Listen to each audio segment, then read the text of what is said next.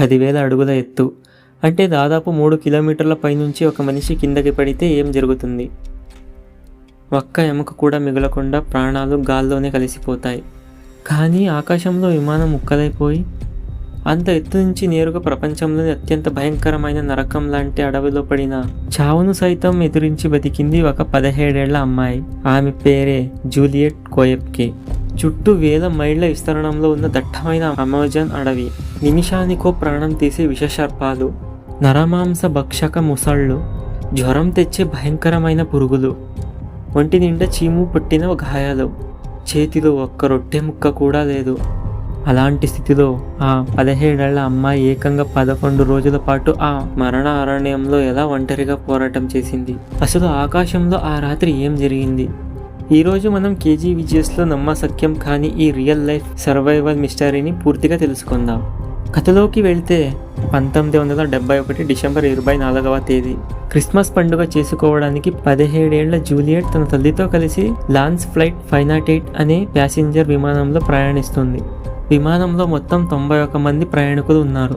అందరూ ఎంతో సంతోషంగా నవ్వుకుంటూ మాట్లాడుకుంటున్నారు. కానీ విమానం అమెజాన్ అడవుల పైనుంచి వెళ్తున్నప్పుడు హఠాత్తుగా వాతావరణం మారిపోయింది. కారు చీకటి కమ్మేసింది. పైలట్లకు ఏమీ కనిపించని పరిస్థితి. సరిగ్గా అదే సమయంలో ఒక భయంకరమైన పిడుగు నేరుగా వచ్చి ఆ విమానపు రెక్కను ఢీకొట్టింది. అంతే, మరుసటి క్షణమే ఆకాశంలో ఆ విమానం ముక్కలు ముక్కలుగా విడిపోయింది.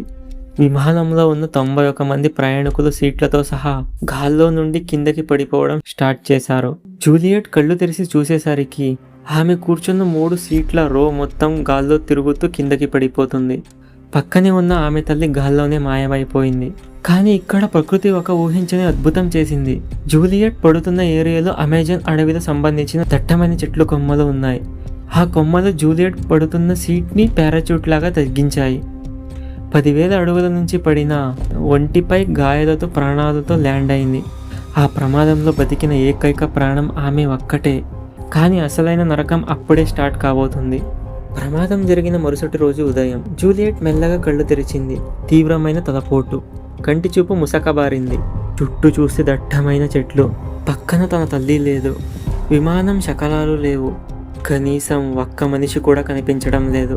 10,000 అడుగుల ఎత్తు నుంచి పడినా బ్రతికినందుకు సంతోషించాలో లేదా ప్రపంచంలోనే అత్యంత ప్రమాదకరమైన అమెజాన్ అడవిలో ఒంటరిగా చిక్కుకుపోయినందుకు ఏడవాలో ఆమెకు అర్థం కాలేదు. ఒక కన్ను పూర్తిగా వాచిపోయింది. కాలర్జున్ విరిగిపోయి విపరీతమైన నరకం కనిపిస్తుంది. కానీ అంతకన్నా పెద్ద భయం ఏంటంటే అమెజాన్ అడవిలో ఉండే నరమాంస భక్షక జంతువులు, క్షణాల్లో ప్రాణం తీసే పాయిజనస్ గ్రీన్ ఆనకొండలు. ఆమె మెల్లగా లేచింది. తన తల్లి కోసం చుట్టుపక్కల వెతకడం స్టార్ట్ చేసింది. గంటల తరబడి అరిచింది. కానీ దట్టమైన ఆ చెట్ల మధ్య ఆమె వాయిస్ ఎవరికీ వినిపించలేదు. ఆ వెతుకులాటలో ఆమెకు ఒక చిన్న మిఠాయిల ప్యాకెట్ దొరికింది. రాబోయే రోజుల్లో ఆమె ప్రాణాలను నిలబెట్టబోయే ఏకైక ఆహారం అదే. 3వ రోజు ఆకాశంలో హెలికాప్టర్ల శబ్దాలు వినిపించాయి. విమానం మిస్ అయిందని ప్రభుత్వం వెతకడం స్టార్ట్ చేసింది. జూలియట్ ఎగిరి గంతేసి పైకి చూసింది. కానీ అమెజాన్ అడవిలో చెట్లు ఎంత దట్టంగా ఉంటాయంటే పైనుంచి చూసే వాళ్లకు కింద ఏముందో అస్సలు కనిపించదు. హెలికాప్టర్లు వెళ్ళిపోయాయి. జూలియట్కి అర్థమైపోయింది, తనను కాపాడడానికి ఇక్కడికి ఎవరు రాలేరు. తన ప్రాణాన్ని తానే కాపాడుకోవాలి. సరిగ్గా అదే సమయంలో ఆమెకు తన తండ్రి చిన్నప్పుడు చెప్పిన ఒక గోల్డెన్ వర్డ్ గుర్తొచ్చింది. ఆమె తండ్రి ఒక జియోలజిస్ట్ కావడంతో, జూలియట్, ఒకవేళ ఎప్పుడైనా అడవిలో దారి తప్పిపోతే మొదట నీకు కనిపించే ఒక చిన్న నీటి ప్రవాహాన్ని వెతకాలి. ఆ ప్రవాహాన్ని వెంబడిస్తూ వెళ్తే అది ఒక చిన్న నదికి కనెక్ట్ అవుతుంది. ఆ నది పెద్ద నదిగా మారి చివరకు ఎక్కడో ఒక చోట మనుషులు నివసించే ప్రాంతానికి చేరుస్తుంది అని చెప్పాడు. ఆ ఒక్క మాట జూలియట్ మనసులో బలంగా నాటుకుపోయింది. ఆమె అడవిలో వెతకగా ఒక చిన్న నీట బుగ్గ కనిపించింది. ఆ నీటిని తాగి తన దాహాన్ని తీర్చుకుంది. ఇక ఏమాత్రం ఆలస్యం చేయకుండా ఆ నీటి ప్రవాహం వెళ్తున్న వైపునకి తన అడుగులు వేయడం స్టార్ట్ చేసింది. కానీ ఆ నది లోపల ఆమె కోసం ఎలాంటి భయానకరమైన సస్పెన్స్ ఎదురు చూస్తోంది. ఆ నది లోపల ఉన్న నరమాంస భక్షక చేపలు ఆమెను ఏం చేశాయి? 4వ రోజు ఆ చిన్న నీటి ప్రవాహం మెల్లమెల్లగా ఒక పెద్ద నదిగా మారింది. జూలియట్ ఆ నది ఒడ్డునే నడవడం స్టార్ట్ చేసింది. కానీ అడవి లోపల కంటే ఆ నది ఒడ్డున నడవడం ఇంకా ప్రమాదంగా మారింది. ఎందుకంటే నది ఇరువైపుల బురద ఎక్కువగా ఉండటం, దట్టమైన పొదలు ఉండటంతో ఆమె నడవలేకపోయింది. దాంతో ఆమె ఒక సాహసోపేతమైన నిర్ణయం తీసుకుంది. నేరుగా ఆ నది లోపలికి దిగి నీటి ప్రవాహంతో పాటు ఈదుకుంటూ ముందుకు వెళ్ళడం స్టార్ట్ చేసింది.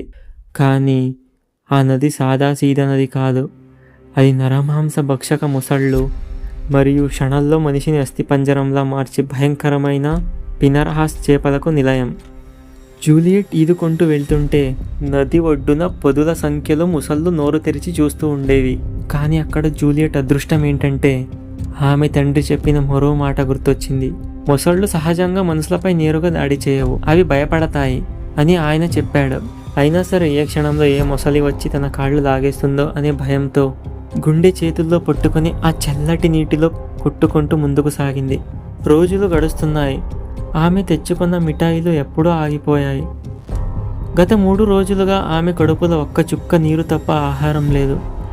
ఆమె కడుపు కాలిపోతుంది.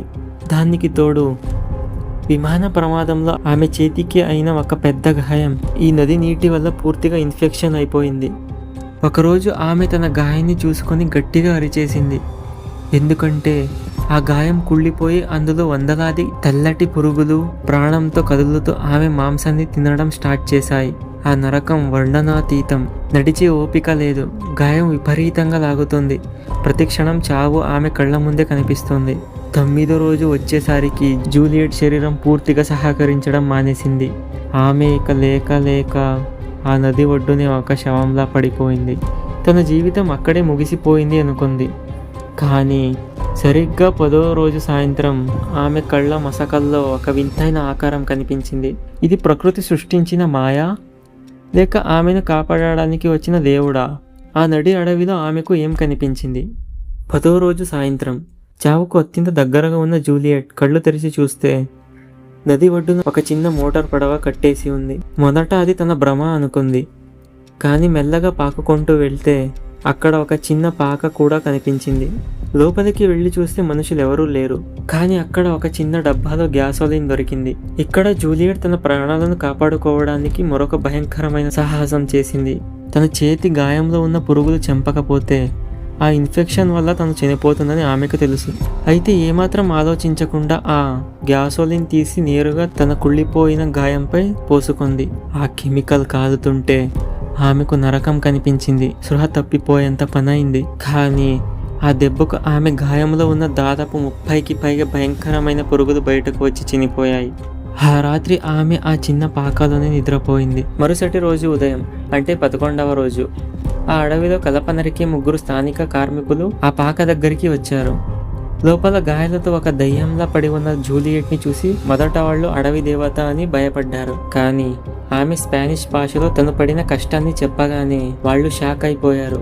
వెంటనే ఆమెకు ప్రథమ చికిత్స చేసి పడవలో ఒక రోజంతా ప్రయాణించి పక్కనే ఉన్న టౌన్ హాస్పిటల్కి తరలించారు. అలా 10,000 ఎత్తు నుంచి విమానం ముక్కల కింద పడిన ప్రపంచంలోని అత్యంత ప్రమాదకరమైన అమెజాన్ అడవిలో 11 రోజుల పాటు ఒంటరిగా నరకం చూసిన కేవలం తన తండ్రి చెప్పిన నాలెడ్జ్ మరియు తనకున్న అపారమైన గుండె ధైర్యంతో జూలియట్ కోయెప్కే మరణాన్ని జయించి ప్రాణాలతో తిరిగి వచ్చింది. ఆ విమాన ప్రమాదంలో చనిపోయిన 91 మందిలో బతికిన ఒకే ఒక్క వింత అద్భుతం ఆమె. ఈ కథ ఎలా అనిపించిందో కింద కామెంట్ చేయండి. ఈ వీడియో మీకు నచ్చితే లైక్ చేయండి, మీ మిత్రులకు షేర్ చేయండి. ఇటువంటి మరిన్ని ఉత్కంఠభరితమైన మరియు యథార్థ మిస్టర్ల కోసం మన కేజీ విజయస్ ఛానల్ని సబ్స్క్రైబ్ చేసుకోండి. మళ్ళీ మరొక భయంకరమైన కథతో కలుద్దాం. అంతవరకు సెలవు. Thanks for watching.